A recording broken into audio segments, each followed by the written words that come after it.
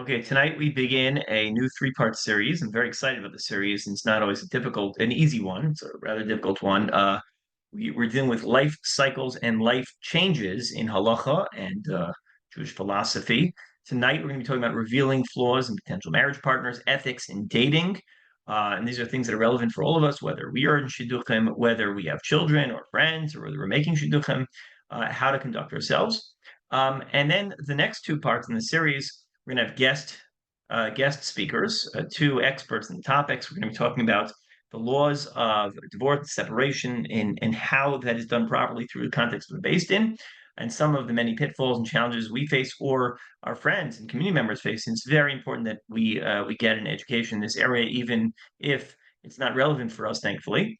And that will be with Rabbi Aaron Kraft, who is a Dayan, a judge in the CRC.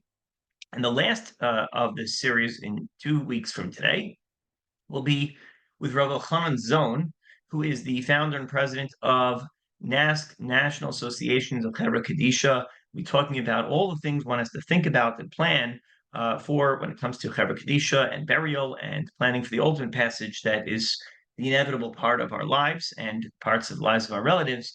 And he is the expert, and he is the one that all the great posts can turn to, and we'll have an opportunity to interview him with some very important questions and insights. So tonight, again, the topic is revealing flaws in potential marriage and ethics in dating. And I want to spend most of the time on some of the things that we confront or that we deal with when we are deciding whether or not to reveal information about someone or about ourselves in the process of Shiduchim. Sefer Hasidim Yehuda Chassid, who one of the original Chachmei Ashkenaz, he writes, and he has very strict laws that pertain to marriage and dating. He says, "Lo yichase adam mum b'nei veso." One should not conceal, should not cover up a quote unquote blemish that belongs to their household. Im tzrichim banav o krovav lizdaveg. If someone in your family is up for shidduchim, im yesh lem choli she'ilu hayu yodim osam mizdavgim mahem oso choli lo hayu mizdavgim, that if someone in your family knew about these things, they would not go forward with the shidduch. In other words, it's a fatal flaw, as it were. Yigal lehem pen yomru kedushay tos. You must reveal it, lest someone argue that it is an erroneous kedushin, a false pretense under which the marriage was formed. And so so this actually stems from the pasuk. It says in Vayikra Chafeichim Timkru Memker Lamitecha, when you will sell a sale to a member of your nation, O kano miyad amitecha al tono ish et achiv. Do not violate what's called onoah. Onoah, it means when you engage in a sale, don't be dishonest. Well, the same thing is true with withholding information. Igros Moshe argues that mechuyev legalos law kodem mitkacha gedezo yeh kedushay tos. When it comes to these fatal flaws, someone knows about an illness, which is something that you for sure have to know about. We're not going to talk about which illnesses yet, but one might have to say something. So, what is the Rav Moshe Feinstein source that we're talking about? He's talking about an illness called Marfan's disease, Marfan syndrome. Causes a weakness of the heart, of the eyes, of the limbs, and you often need surgeries, and a person becomes blinded. And when a person gets married, we see,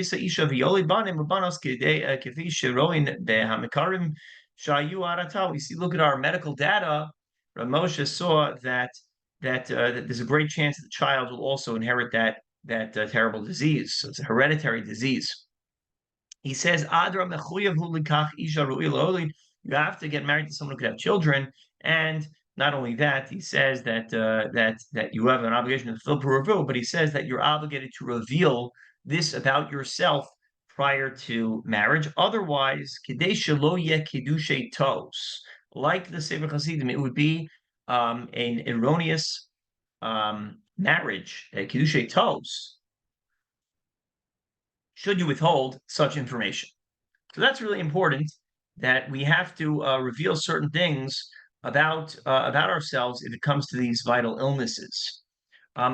Moshe tells us that there is for sure a prohibition of ona'ah, of dishonesty in business when it comes to revealing items about yourself in Shiduchim. Now, in another tshuva, in Even Ezer, Chelik Dalet Siman Yud, Rav Moshe was asked about another illness, terrible illness called Tay-Sachs, whether or not you should check prior to it. Now, the reason this is relevant is because today we almost always assume we check for it, but I guess when Rav Moshe was asked this question years ago, it wasn't standard in all communities that you do these genetic screenings. And the question was asked to his son-in-law by his son-in-law Rav Moshe David Tendler Zatzal at the time. So he says that children who are born with this terrible disease, Tay-Sachs, we know they don't have a long life. It's a hereditary illness. It runs in families. And so it's the type of thing you might want to know about if you are a carrier of this disease. Look at the underlying line. Today, it's easy to check. It's easy to investigate to see if you carry it.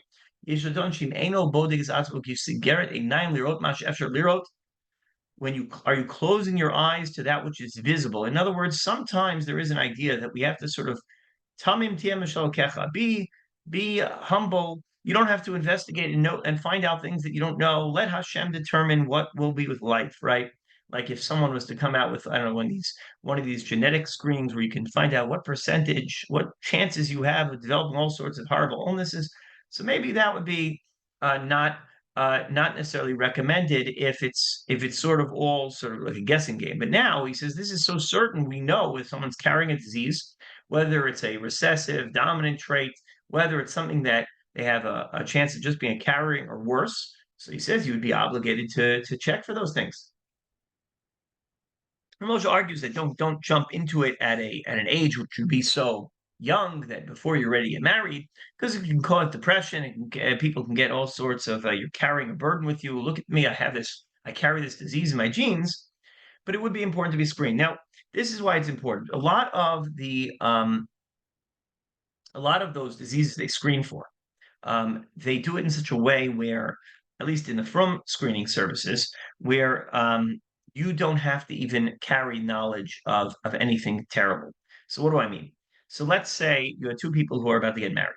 So they go, as is known, they go to a Dor Yesharin, one of those organizations that they test and they find out, are these two people compatible? And you get a number. Every 18-year-old girl graduating high school, they do these tests, and then the boys, like they're in their 20s, they do the test, and in their genetic screening, they get a barcode, and it's a number.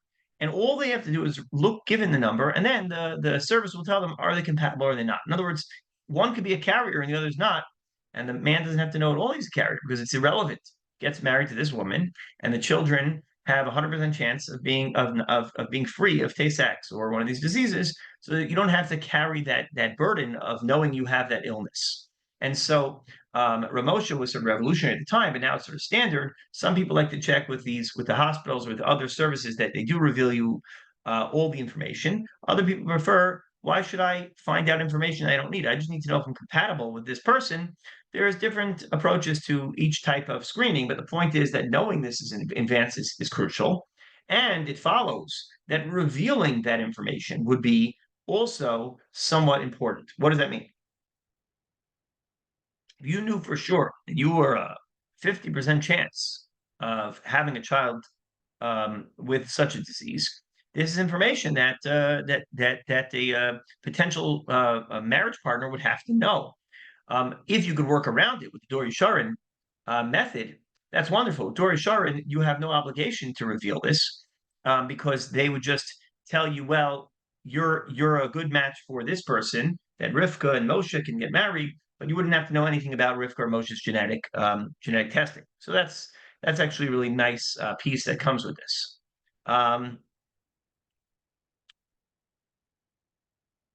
In the Divrei Malkiel, he discusses this at Tshuva, and he says, "Iker niralani as daiti shetzarich lo diozela isha devade v'mum bebek."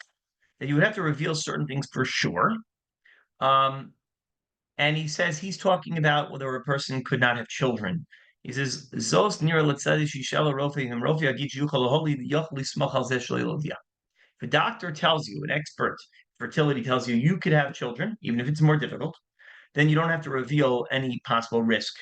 But if you know that you are not able to have children, and one of the purposes of marriage is to have children, then it would be something you'd have to reveal, and it may even carry that for some people in certain situations be prohibited to get married. Again, have to explore all the avenues of fertility and other options at our disposal. But since a man has an obligation of puravu, it's a serious shaila not to reveal this, particularly if it's the woman who has the issue with fertility. In the Rav Wosner's Tshuva, Shut Shevet Alevi, he discusses a different avenue. He wants to know Nidon Bedula Shenaflu Kol Sarosea Machmas Ezasiba, something by less frightening, but also something that many people would be afraid of. There's a disease; it made all her hair fall out, and she's going around wearing a sheitel, a peh nachrit. So nobody knows she's bald. She's bald, but she wears a beautiful sheitel and she has the most gorgeous hair in the world. But it's not really her hair, and she's bald. But it turns out that it will grow back anyway eventually. Is she required to reveal that this happened or not? So he says that if it's going to grow back, it may not be required. But much as it might be a considered a a blemish by a kohen, all of the blemishes that disqualify a kohen from doing the avoda are equally disqualified when it comes to mumin that have to be revealed, blemishes that have to be revealed by shiduchim. And just as one would have to reveal this, one would not be able to serve as a kohen. One would have to reveal this kind of thing if they were dating. In this tshuva, he does say that you might not want to reveal it immediately, that it might not be required to reveal it immediately. And we'll come back to that later on. But he does say at least that hair loss, as painful and embarrassing it might be, is something that because it's a psul for a kohen, it would also have to be revealed to a potential shidduch. Now,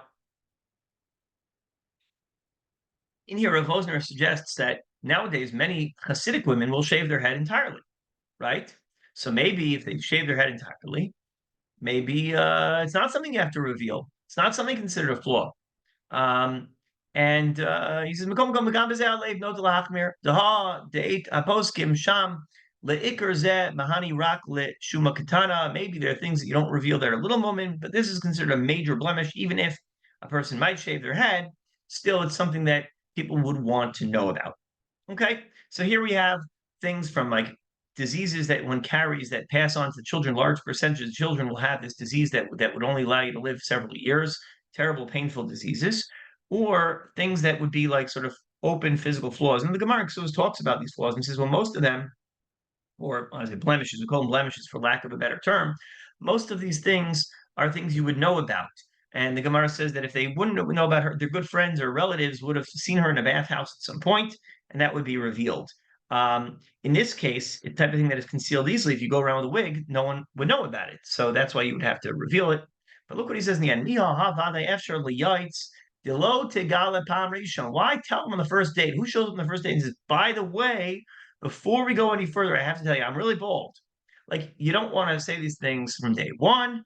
You might want to wait and to see if it's a shidduch, see if the two are getting along, if they're laughing, having a good time, there's attraction, there's a personality connection, it's a shayach shidduch.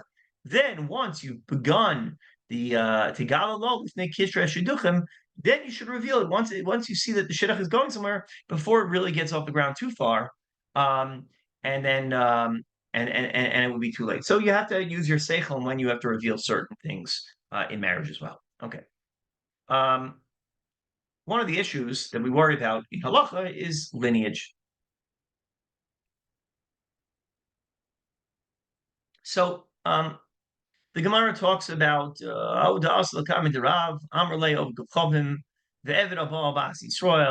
case the Yevamos is talking about where you have a non-Jewish father and a Jewish mother. Today we hold that that child is Jewish. Can't marry a Kohen, but that child is Jewish. But at least in the Gemara, there was a debate whether or not that child would be a mamzer. We don't paskin like that, but there was initially a havamina, originally a thought that maybe that child would be.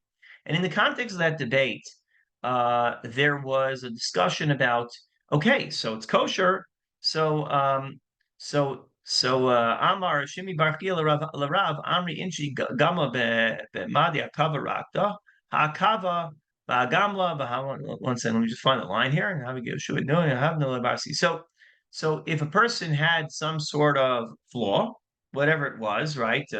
Some sort of physical flaw, some other type of thing, right? Or lineage flaw here. So then he says, okay, you would be just like Yeshua ben Nun, no problem. So he says, if that's the case, if really the shidduch is has no problem. So give me your daughter. If I have this flaw, let me marry your daughter. So he says, no, I'm not going to go that far. It's okay for everyone else. I'm not going to let my daughter marry you. So in the context of this discussion, so it says Kiyasa come there Yehuda Amar Le Zil Itmaro Nosiv Bas Minech. Go either Itmar, Rashi explains, go and live Lech B'Makom Shalei Kirucha, go to a place where they don't recognize you and marry someone about Yisrael there. So, in other words, it's not a flaw halachically, but go to a place they don't know about it, or marry someone with the same situation where the father's not Jewish and the mother's Jewish, and that way you can't object, right? So, what emerges from here, and this is the Stipler who says that it's clear that you don't have to reveal it. The fact that yes, some people don't want it, right? Um, you can go somewhere else where they don't know about your lineage and you wouldn't have to reveal that. It's really a wild statement. And I don't know that we paskin like that, but it would seem that certain flaws, certain questionable lineage items would not have to be revealed. Now, in Tzitz Eliezer, any questions before we go on?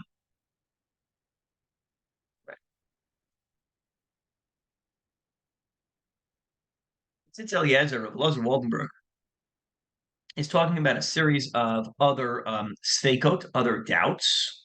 And he's talking about problems that people have with fertility, right? So, could a woman give birth if they went to the right doctor? There's a whole question. Um, maybe they could have a child. Maybe they can't have a child. And here he discusses those those types of cases, or a woman who, if she gave birth, it would be very dangerous, and maybe she wouldn't be able to. Maybe her life would be in danger. Um, are you supposed to reveal these things in advance? And he actually is more machmir and suggests that one should have to reveal these things because those affect the basic nature of the shidduch. Again, in a Jewish marriage, one has to know that you can that you can have a child safely, and that's very important. And if not, then you'd have to be revealed beforehand and then decide whether you're going to go forward with the marriage and how so. Okay. I think the same would be true in the instance when a person would not want to have children, right? If the person says, "There's no way I'm having children. I'm afraid to have children," you would have to reveal this before getting married and not afterwards. That would be considered a mekach tos. Now, there's a very important tshuva from Moshe Feinstein I want to talk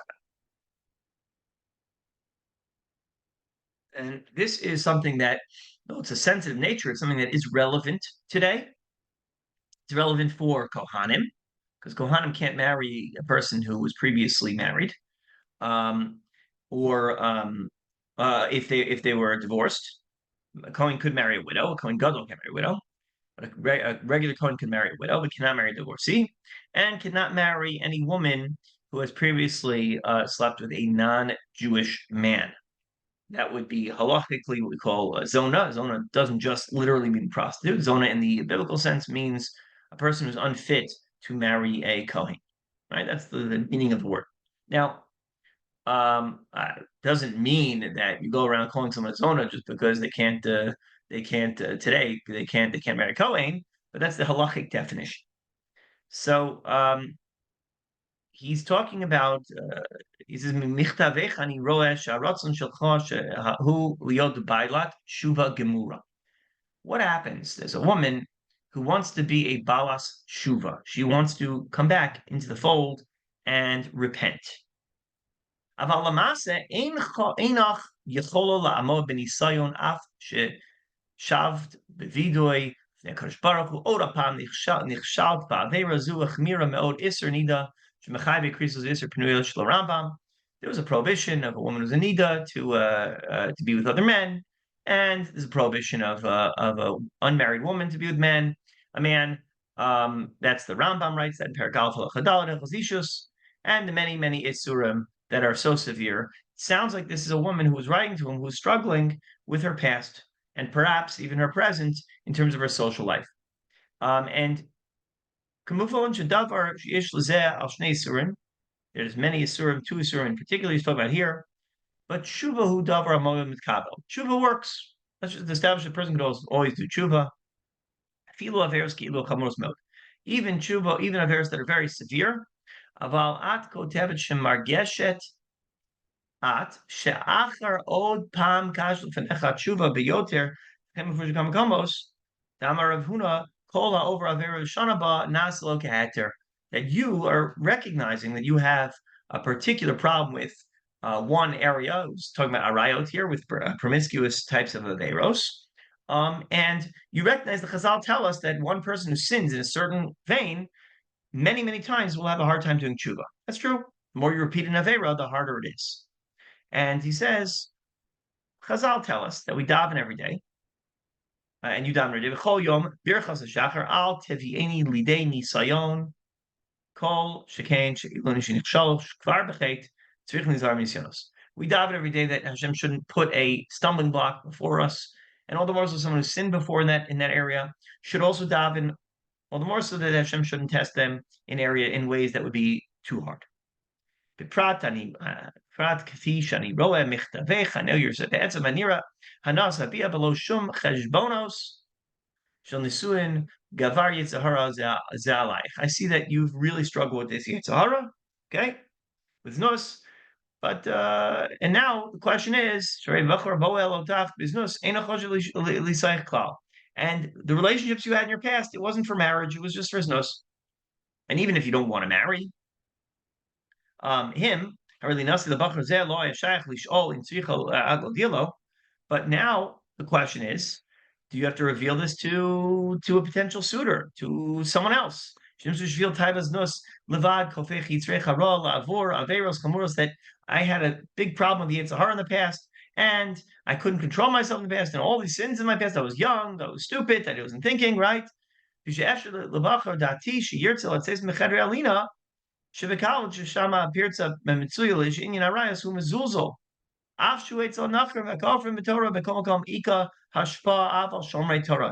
it's so hard for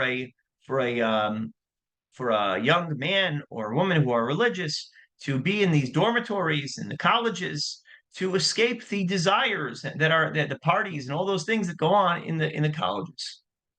But she is damin shidduch harega avor ezesman tzarach shishaneni Gomer iser v'genaya bo mize ve'ikar sheyesh ayin roeh ve'ozen shomas ma'achar she'at ma'amina ba'akadosh baruch hu v'torah v'schar v'odoshem ikra emunah. But now you believe reward and punishment. You're Yarish Shamayim. You want to do tshuva. And I also want to know, since biyoter linasi leish ein loch limaneh biglal choser mamon. Yeshua Baruch nozen lechem l'chol basar yazmin lachem parnasa. Okay, he's talking about having proper money. ואם הבחור שבעלך ירצה לנסח לכאורה היה זה יוסר נכון, אבל צריכה את לידע אם גם הוא רוצה לשוב בתשובה, כדי שלא תכשלו אחר חסן או זלזל ועזר נידה. Now, you want to live a frum life, here's some advice for you. Marry a guy who also wants to live a frum life, right? A man who wants to keep the Taras Mishpacha rules, who's going to keep the laws of Nida, who's going to tolerate you going to the mikvah. All those things are important. If you want to turn a new leaf in life, make sure that that you'll marry the right kind of person for you, and you won't have to worry about parnasa, says Ramosha, because you'll be blessed, because you'll be about Shuvah. Good. Now, and here's the underlying point. This is the part I wanted to get to.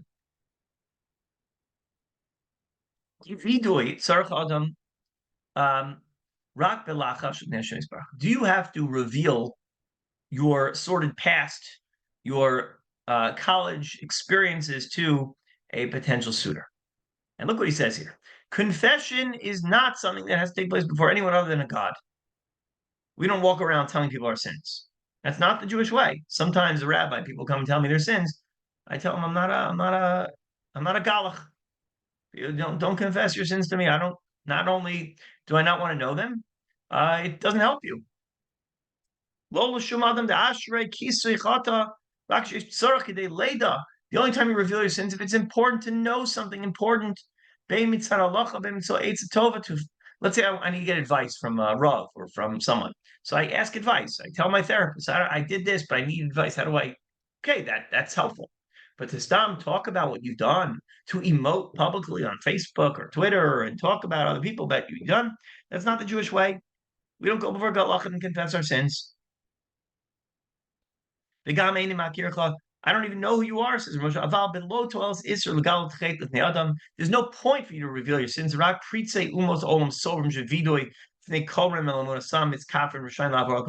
Only people who are promiscuous go around talking about their sins in the past if they've done tshuva.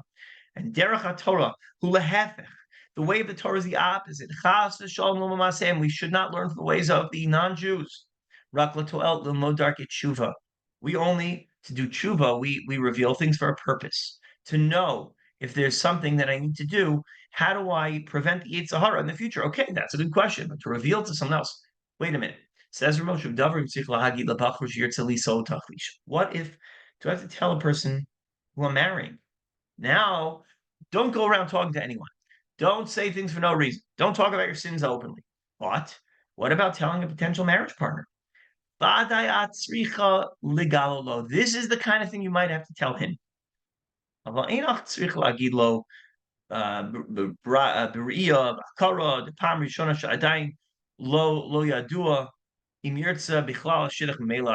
the first date and say, by the way, as we sit down at this restaurant, let me tell you about all the men I slept. You don't talk like that. Not on the first date, not in the beginning. You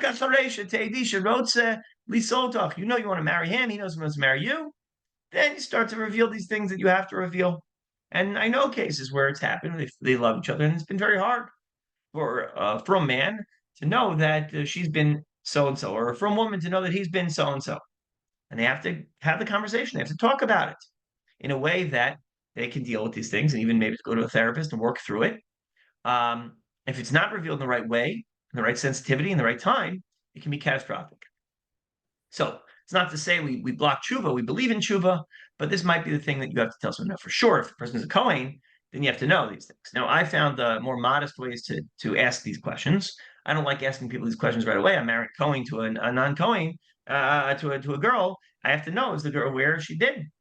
So I can't just ask those questions. That's not modest. So I have a form, a checklist, and in the checklist, I have all sorts of questions. Some of them are relevant to this, some aren't. And over the course of the questions, they'll hopefully fill out the form, and I'll know more information that will not be embarrassing. That I have to have a conversation like a priest where you're confessing sins to me. So there are times you have to know things, but I do it in hopefully a modest way. Okay.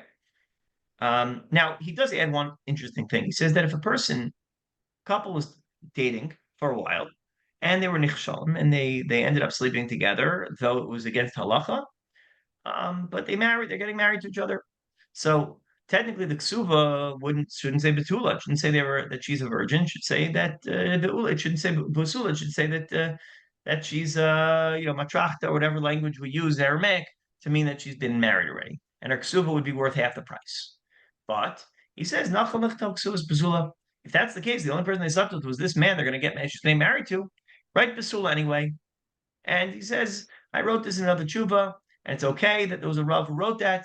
It's only when a person slept with other people, right, who are not kosher kahuna, like let's say she slept with non-Jews in college, then you have to reveal that you can't write basula and ksuva, because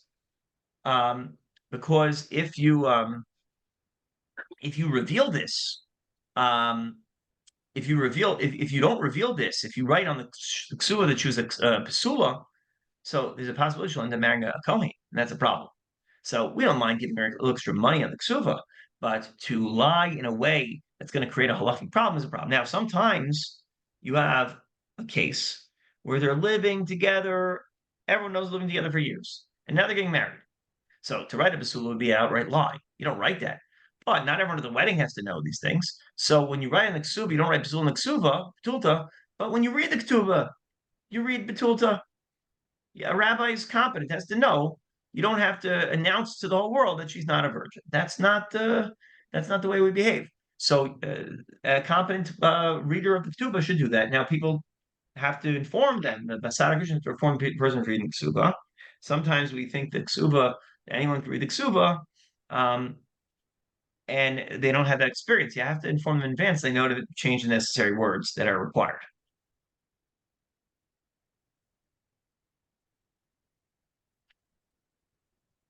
Um, so the Rambam, of course, this is a review of last time we talked about revealing flaws in other people.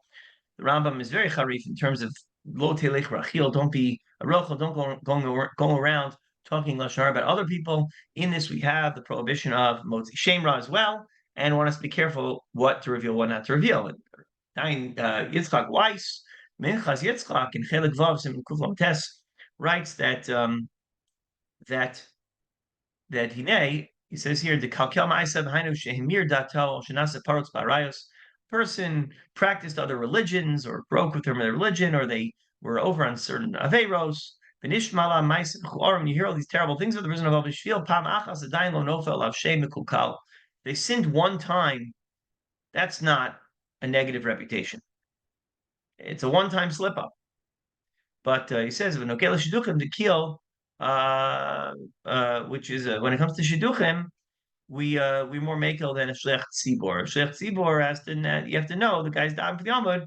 You have to know who he was, but we're more lenient by certain things in shidduchim. So revealing certain things with shidduchim in these areas is not as compelling, especially when someone does tshuva. We have to allow them to do tshuva. So it's not it doesn't always mean you have to reveal every detail that you know about another person.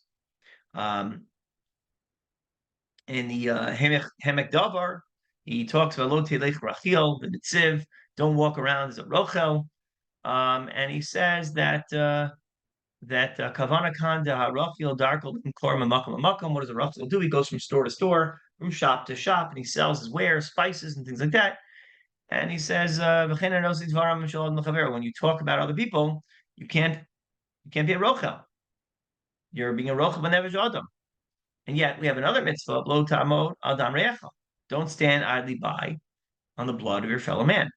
So you can't spread gossip, but why do we have a commandment of lo tilech rachil, don't be a rochel, and lo tamod adam re'echa, don't stand idly by as the blood of your fellow man is being spilled? That's because, as the Netziv, that sometimes if you don't reveal, you normally can't reveal stuff, but that if you know something that they need to know that would destroy their business, destroy themselves financially. Someone's about to go into business with Plony, and Plony is a thief, and you don't reveal it. You know that they've ripped off, they've been involved in multiple lawsuits with every previous business partner. So then you'd violate the Tamod Amrecha. So why does the Torah put the pasuk, don't be a gossip monger, and don't spill the blood of your fellow man together, back to back, to tell you that sometimes you have to tell someone something, otherwise you're just like spilling blood. Same thing is true when it comes to vital information to know about someone.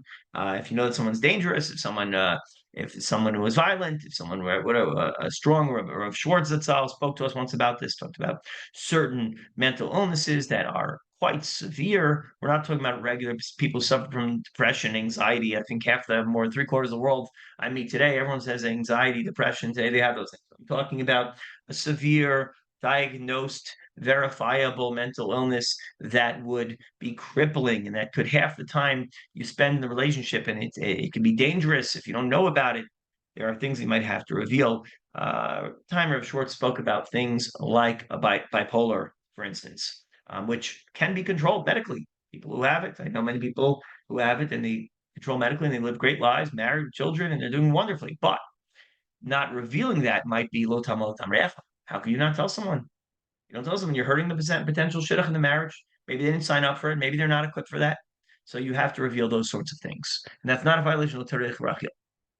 We'll return back to the Chavetz Chaim's guidelines for shidduchim. We spoke about this in previous by Lashon Hara. Is one positive the information is true? Is the flaw so significant that the parties involved must hear about it?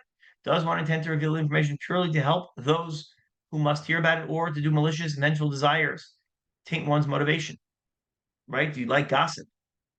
Will the information likely affect those who hear it? If they will most likely ignore it anyway, then it's forbidden to reveal. Is one presenting the information accurately? One may not exaggerate the information. Lastly, does any alternative exist to achieving the desired goal without revealing the information? Remember, we spoke about Dor Yisharin, how they would test for various genetic diseases, but they wouldn't tell the potential suitors, the man or the woman, that they carry the disease. All they had to know was that they were a match or weren't a match, and that was good enough. And so if there's another way around achieving the desired goal without revealing that information, you should definitely pursue it. Some notes from the book Gray Matter.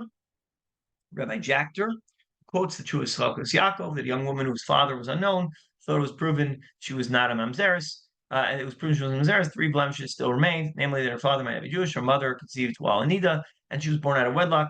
And although these blemishes do not prohibit her from marrying a Jew, they could dissuade a man in many traditional communities from marrying her. And so he says that Shadchan does not have to offer the information, but he may not lie about it explicitly, or she may not lie about it. So if the Shadchan is asked the question, they should tell the person that the lineage bears no blemishes that would render them illegitimate, but don't add any more information, because maybe there are blemishes, maybe there aren't. And so you have other cases in which you divulge information. Rosh Hashanah talked about AIDS. It's a disease that could affect anyone who lives with a person who has that disease. Um, what about a young man who's suffering from cancer and he only had a year or two left to live al pi derech hateva? So Chalkas Yaakov says that a doctor must inform the bride, even if he's violating his rules of his Hippocratic oath, that he would be halachically bound to reveal that information to see the doctor. That's an interesting dilemma to be put in. It's not always the case. Nishmas Avram says that a doctor can honor his DNR, even though it violates halacha. Sometimes not resuscitating a patient might violate halacha, depending upon the case. And yet, if a doctor is ordered to do a DNR, they may have to do it. This question comes up. So it's not like Tzitz Eliezer. Tzitz Eliezer says that a doctor would have to violate the Hippocratic Oath to reveal vital information, whereas Rosh Hashanah and Auerbach is quoted in Rav Yosef saying, no, a doctor may violate the halacha if it means following their rule. Now, doesn't always apply. I heard Rabbi Reese say that in the cases where doctors are now being ordered to do all sorts of things like gender reassignment surgeries and things like that, that a doctor is not necessarily is not permissible to do those things. And again, obviously, each case is different. One would have to ask a shaila. So, and of course, acting a good judgment is important as well. Don't reveal, as we saw Tzitz earlier, don't reveal a flaw right away. You could wait until later on. One more piece from Schefter is quoted as saying that in the case where a person had a previous engagement that was broken, that maybe or not that maybe you would have to reveal it, but not right away. But don't wait too long, because then it would be receptive. They don't have to tell everyone. Sometimes the shidduch breaks off because no reason, whatever it was. They both mutually agree. They realized it was too young or whatever. They weren't ready, but there was no flaw. So you don't have to tell the whole world, oh, this person is broken engagement. I used to joke. I have a friend, Chavrusa from Yeshiva, who made a website called OnlySimchas.com. And then we used to go up to people in YU when they got engaged and say, Mazel Tov. And they said, oh, no, the engagement broke off. We were all embarrassed. So I told him he should make a website called onlybreakups.com so people know. They don't go up to people who've had a broken engagement and embarrass themselves. But in any way, you don't have to reveal this right away. It's not. So there's a whole question as to whether you should reveal. They have to use a little bit of seichel hayashar as well. The last thing I'll share is recently in a shir I shared this with Moshe Tshuva about stealing shiduchim. There's an Indian called Inyan Ani Hamaharpech Bechara. If a person is running after like a poor person sees a loaf of bread on the street and he's trying to grab it, you jump in front of the ani and you grab it from the poor person, that's taking away food from a poor person. It's ani Hamahapech Bechara. It's a violation. It's a problem. It's a din derabanan. It's almost like stealing. So can you steal a shidduch? You see someone's dating a lovely girl and you would like to date her instead. Can you go and break the shidduch? See, Paskins, absolutely, there's no problem. There's nothing final until it's final, until Nisuin. As it could be, he entertains the possibility that maybe once a gift has been given, an engagement gift has been given, maybe there's Shiduchim there. It's not absolute, but maybe then you could argue that you shouldn't try to date a person, right? Who's taken, so to speak. Is it the best midos to ask out someone who's dating seriously? Probably not. But what if you knew this was the person you was b'sher, and all they need to know is that you were interested also, and then they would, of course, give up the bad relationship they're in now for you. Maybe you would have to pursue that relationship. I do know that my father met my mother while she was on a date. It was a first date. It was a blind date. It wasn't like a serious date or anything like that. But he did. He got her phone number while she was on the date. So I wouldn't be here if it wasn't for that. Moshe says that's absolutely fine. Why not? If you know someone, you're supposed to marry someone, and they're dating someone, you're allowed to do that. But he says, be careful. Once there is already a decision to go forward, and there's been a kinyan, they're writing the Tanaim, they're writing the conditions to get married. Maybe then minaroy leira Hashem lahachmir lachush l'sfarachona shitas Rashi. Maybe you shouldn't go get in front of the shidduch. Maybe you should.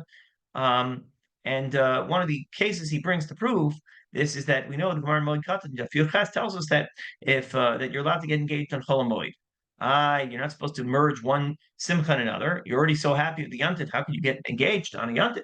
The answer is Shema Yikadmenu Acher. Someone else is going to top Ryan. Someone else is going to get married to her before you do. So you better get engaged while you can. So maybe we could learn from here. Why don't you just say, wait, why would someone else marry her? You're you're dating seriously. Everyone knows that. How could you be worried that someone's going to marry her? Why are you allowed to get engaged during Chol Hamoed? The answer is it seems from here that you are allowed to break a shidduch to date someone. You are allowed to try to um, uh, uh, date someone who's already seriously dating. So if you're allowed to do that, that means that a person who's seriously about putting a ring on, as they said, should get engaged as soon as possible, even if it means getting engaged during Chol Hamoed. I hope everyone enjoyed. And next week, again, we have Rabbi Aaron Kraft from the Beis Din, the CRC Beis Din, to discuss ethics in divorce and when marriages come to a close. Something that even if Baruch Hashem we're happily married, we should all know about because we have to help people in the community and to know how the halacha works, how to avoid unnecessary heartache and violation of halacha.